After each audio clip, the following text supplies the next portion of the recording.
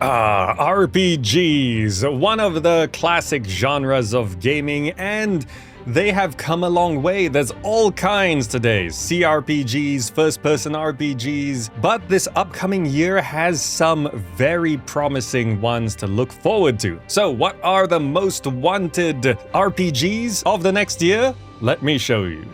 Beginning this list is Warhammer 40k Dark Heresy. This is a 40k cRPG. It's a classic-styled computer RPG, and you are an acolyte of the Inquisition in a grim, dark, party-based, story-driven cRPG.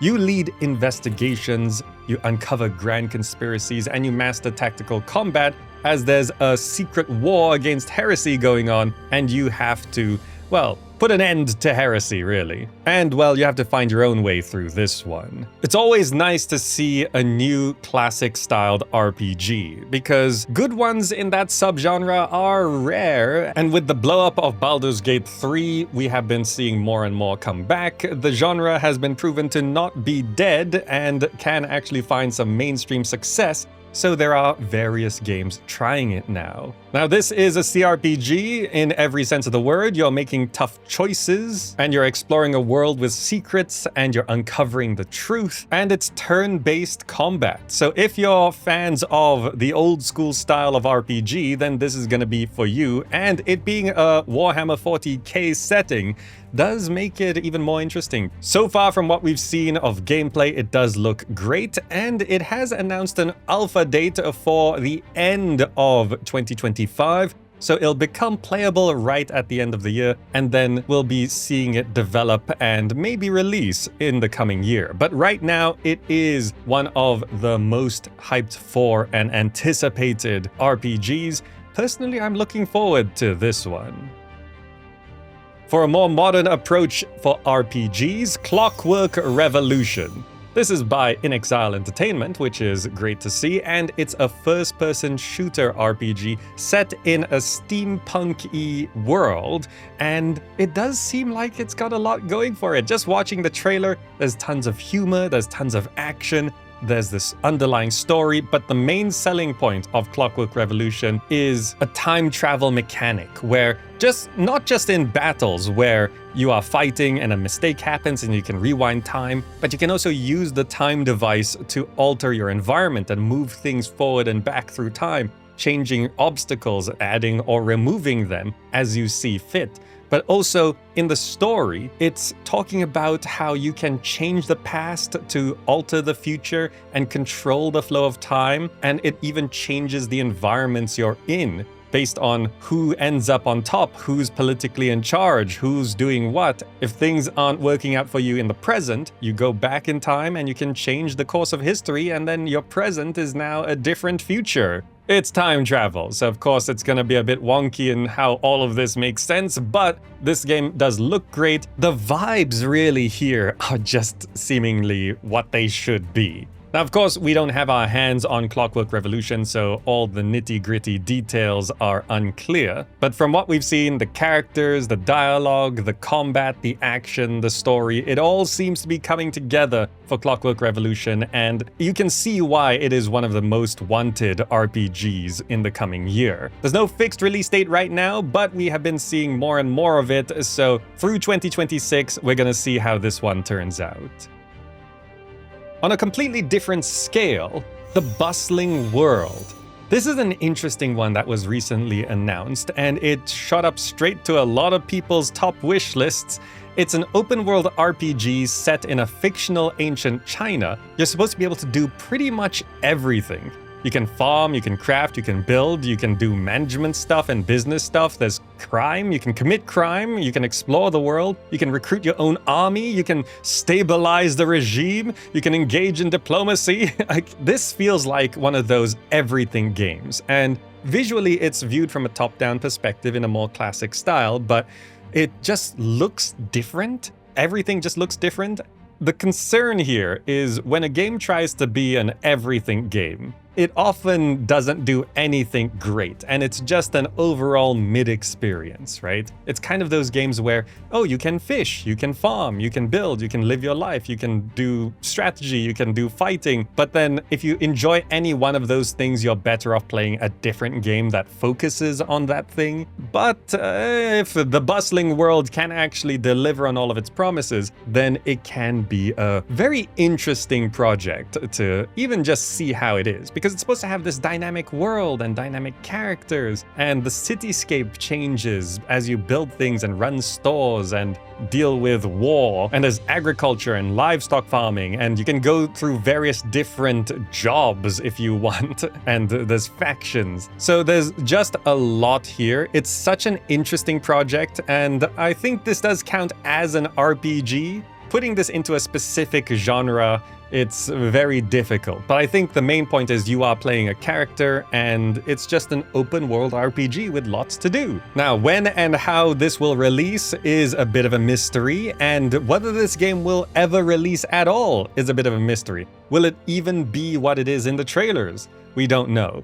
But the Bustling World is definitely one of the most wanted games right now. The trailer has convinced the masses. That might be enough to get it to where it needs to go. But it's one of those games where you really should exercise some caution and keep an eye on it if you're interested, and see what it is first before fully jumping in. Next up, we're finally getting closer to Fable. That's right, it's supposed to be a new beginning for this classic franchise, Fable, which has been a mix of serious and satirical. And from the trailers we've seen so far, we have seen that this is leaning into the humorous aspect of classic Fable. Many of the old Fable games were grounded in comedy, and this is going along those lines. People have been waiting for this one for years. It was announced a while ago, but right now it is actually loosely scheduled for a 2026 release. Of course, it could be delayed further. Many expectations were originally for 2024, 2025. 2026 is a more plausible time for it to release, and loose schedules are placing it in that year. So it's likely we'll finally get our hands on Fable, and it's unclear whether it'll be a good game or not. It does visually look great. If gameplay actually looks as good as the trailers look and the screenshots look, then it's going to be great. If the humor throughout the game is as funny as what we've seen so far, that should hold solidly as well. But also there's this underlying feeling of how Fable was originally run by Peter Molyneux, who was famous and notorious for overpromising. And the beginning of his notoriety was with Fable, where he promised so much and it just wasn't delivered. Even though the game was still great, the overpromising was a bit of an issue. So I think this time for Fable, they're just not promising all that much. They've shown some trailers, they've shown some screenshots. That's what it is so far, and the rest is gonna be fine. If you actually go to the Steam page for the new Fable, there is literally a 2-sentence description, and that's it. So they're not promising anything. We'll probably have to wait and see to figure out what this new restart to Fable actually is. And you know, when you have a funny game, that humor better hold up, because if you're trying to be funny and you're just telling mid-jokes, it ends up pretty uncomfortable, if nothing else. So there's a lot that this new Fable has to nail. But speaking of classic games coming back to life, Gothic Remake. That's right, Gothic, which many people don't actually know, was a grim, dark, genre-defining RPG, really. It was an RPG in like a proper RPG sense. People love Gothic because it was like a, quote, real RPG. And this is supposed to be a faithful remake of that game. They're handcrafting the whole world again. It's an organic open world. You do have the RPG tropes of orcs and magic and all of this, and the setting is that there's these people trapped in a colony where they were forced to mine stuff, and there's all this politics going on. But the main selling point of the Gothic 1 remake is that it's supposed to be a truly living, dynamic world. The people are supposed to be walking around, doing their things, living their lives. The environment, the animals, are supposed to have their own rhythm and natural reactions to things. As you play through the game and make choices, which you're supposed to be able to go in any direction you want at any point, you're supposed to go through the story as you see fit and even not do things you don't want to do. This is supposed to be a totally free RPG with a fully living world, and it's giving me Radiant AI vibes. If you don't remember the build-up to The Elder Scrolls Oblivion, Radiant AI was this big selling point where it's like, oh, the NPCs are gonna actually live their lives and walk around and actually have to eat and drink and survive and everything. And people are really hyped on this living world, and then we got Oblivion, and it's basically NPCs had schedules. Gothic 1 Remake is promising a true living world again, and I'm just getting those flashbacks.